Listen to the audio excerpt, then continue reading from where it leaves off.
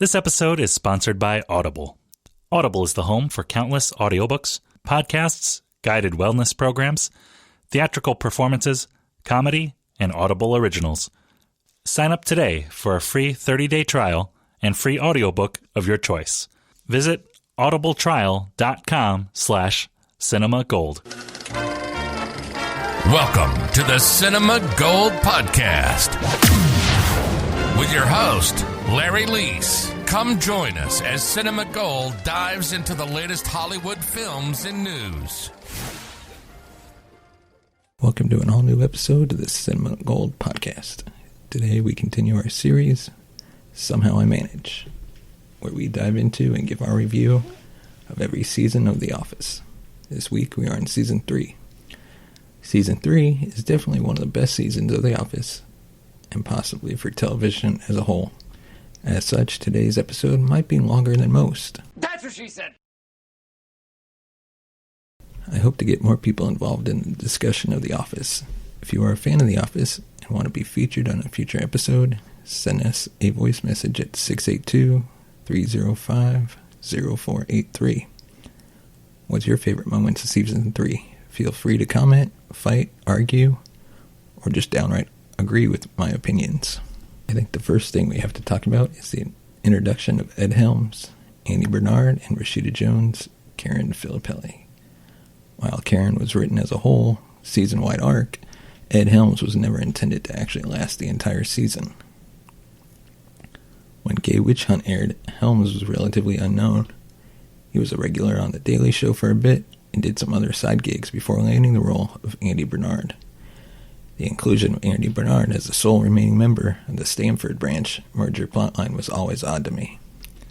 I think I've mentioned this before, but I never really saw him as a regular in the cast, even though he persists through each season from now until the end of the finale. We'll get into Jones's Filippelli more during the deeper meaning, but I just want to say now that I think she killed it. She went on from here to Parks and Rec, and then did a ton of other stuff similar to Helms in both series and movies. Season 3 is when Justin Spitzer began to work on The Office. He was a writer. He was credited with both Back from Vacation and the Product Recall episodes as a lead writer. He was also a story editor for several episodes, and then later became a producer and even a showrunner for the show Superstore. And then on that side of things, as The Office was increasing its popularity, the showrunners continued to get bigger and bigger guest directors to come on set. In my opinion, this is more about the show's credibility and not so much about the creative differences, because most of them talked about how they didn't get a ton of creative freedoms. But seeing Harold Ramis, Stephen Merchant, Joss Whedon, and J.J. Abrams in the credits is really interesting. This episode is powered by Poddex. Poddex are unique interview questions and episode starting prompts in the palm of your hand. So whether you're a new podcaster or existing broadcaster looking to grow your audience or get more engagement, you're going to want to check out poddex.com. Use code CinemaGold for 10% off your first order. So let's dive into the deeper meaning.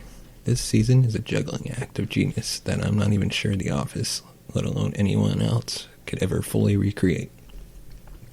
Each episode has a reason to exist, a reason for the film crew to even be there. Whether it's the diversity day, witch hunt, or the paper convention, or the merging of the two branches, or Dwight's firing in return, and so on. There's no episode in this season that's wasted. What I think makes this season so special isn't the writer's ability to juggle the over-the-top bits with the mundane lives of these paper company employees doing so with these business and relational plotlines. Let's start with the big one, the plotline that's been around since the very first episode of Season 1, and that's downsizing. Because downsizing is at a time in our economy when things are slowing down, and downsizing is a consistent thought on anyone in the business world's mind. This consistent story loomed across the central themes of 35 episodes in the series. Themes like fear, expectations, motives, performance reviews, and inadequacies of management are all getting their time to shine in this season. Branch closing the merger episodes wrap this arc in such a one-point manner, with Michael Scott lucking his way into the position we do. Throughout the next several episodes, we get to see the Stanford branch dwindle down as it becomes obvious that Michael is too insecure, too dumb, and or too prideful to be a good leader. It's also in the season we get to see some sort of Stockholm Syndrome effect that's going on with this original group of employees here. Also in Season 3, we have several hot topics, social issues being spotlit like homosexuality, sexism, and identity theft. You know what? Imitation is the most sincere form of flattery, so I thank you. Identity theft is not a joke, Jim. Millions of families suffer every year. Michael! Oh, that's funny. Michael! And on top of that, we see the series spanning arc of Dwight's ambition to become regional manager, realized, and then taken away. His ambition led to some dark places, both metaphorically and literally. Dwight rounds up a season with his hopes again dashed, but loved. Dwight's professional life is shaken during the season. His love life is stronger than ever for now. And it's in these relationship arcs that we get the real dramatic tension of the season. And that's, of course, the Jim, Pam, Karen love triangle. And what I love is that Karen is never played as the villain. She doesn't fall into any of the standard rom-com other girl tropes. She's smart, funny, competent, and a great partner for Jim overall. And that's what makes this arc actually have some tension for the first time viewing. We're never really truly sure what Jim's going to end up doing, and that's what's so great. It's so good. And then there's this cool play on Season 2 and Season 3 arcs throughout Season 2. We follow Jim as he pines over an unavailable Pam as a camera pans over her, and the narrative tends to follow Jim around and capture his emotions. And while reaction shots are consistent throughout the series, in the third season we have a shift to the focus on Pam pining over an unavailable Jim. It gives both of these characters an opportunity to grow as individuals who are good with who they are. And I think that's what the deeper meaning is. Look, this world is crazy. It is now, and it always has been. Michael Scott, from the point of view of his staff, is a play on the ineptitude of leadership in general. And though Dunder Mifflin Corporate has their ties on a little bit straighter than Michael, they're a play on the untrustworthiness of business, capitalism, and corporate America. I don't really know what to call it, but you know what I'm talking about. Both Jim and Pam have these huge hurdles to leap in Season 3. Pam has to pursue and fight for what she wants. I often point to the Beach Games outburst as the moment where this is truly realized, but it does start in the gay witch hunt and is chipped away at throughout the entire season. But Jim also has some growing to do throughout the season. Jim ran from an uncomfortable situation that is working side by side with the girl who rejected him. I don't have much commentary on that, but the timeline is suspect here. While he's flirty with Karen during the early Stanford arc, they don't actually begin a date until Jim's certain he has to go back to Scranton. I know that painting him out to be using Karen as a rebound is not putting him in the best light, but it's what he's doing. This episode is sponsored by Audible. Audible is the home for countless audiobooks, podcasts, guided wellness programs, theatrical performances, comedy, and Audible originals. Sign up today for a free 30-day trial and free audiobook of your choice. Visit audibletrial.com/cinemagold. So what kept him from jumping at Pam's coffee date proposal in the merger episode? I don't know. But my guess is pride. Throughout this season, we get glimpses that Jim is the holdout here. And it ultimately comes down to this moment on the beach when Pam, just like Jim in the previous season, puts it all out there. It's clear throughout the episode the job that Jim has done running from all of this. But back to my main point, the world is unstable. Hey, you're unstable. And if we look at these structures for stability, we're bound to crumble. Relationships work in the same way we see the idea of codependence as a bad thing through Ryan and Kelly and Michael and Jan. So the deeper meaning here is that the world sucks, and a lot of relationships suck. But if you want something good, be confident in yourself, know what you want, and pursue it. Alright, time to hand out some Dundies. This is a time that I've been dreading for the last week. Choosing between anything as the best in this season is really difficult. but that's what I'm here to do. If you disagree, let us know on Twitter or send us a voice message. So let's start with maybe the hardest thing for me to decide. The best bits of Season 3. So at number 5, we got Pretzel Day.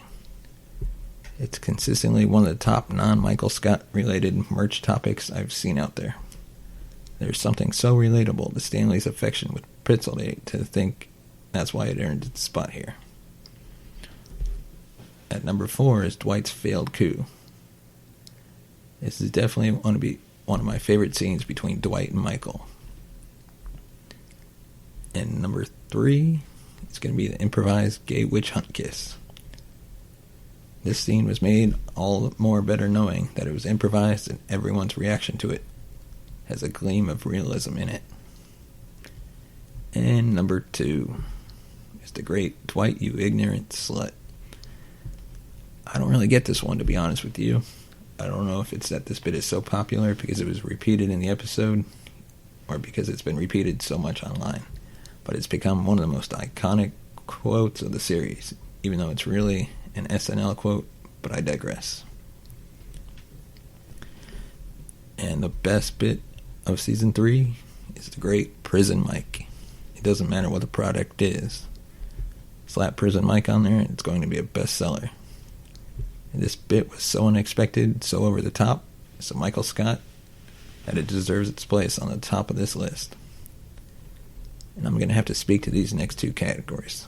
So first up, most cringe-worthy moments of Season 3. Number 5 is Ben Franklin hitting on Pam, followed by Michael's failed kiss attempt with Pam, and Michael's failed proposal with Carol, and then Michael Scott announcing at Phyllis's wedding, and Scott's schooling. And now on to the best cold openings of Season 3. Number 5, which I actually thought was pretty good, was Letters from the Future. It's a great bit with Dwight and Jim. It was well executed and so much fun. Number 4 is Roy Attacks. It's not funny per se, but it's impactful, and it does make me laugh at the end every time. And number 3 is Pavlov's Dwight. I still recall the first time watching this cold opening and reveling in the pure joy of their shenanigans. And number 2, demerits. Dwight is 100% Dwight in this one. Jim is 100% Jim. And I'm 100% in full. And number 1 is identity theft. Identity theft is not a joke, Jim. Millions of families suffer every year. Michael! Oh, that's funny. Michael! Identity theft may not be a surprise because it's often on the list of one of the most iconic cold openings throughout the entire series, but it's one you can always laugh at. This now leads us into the big one, the best episode of Season 3.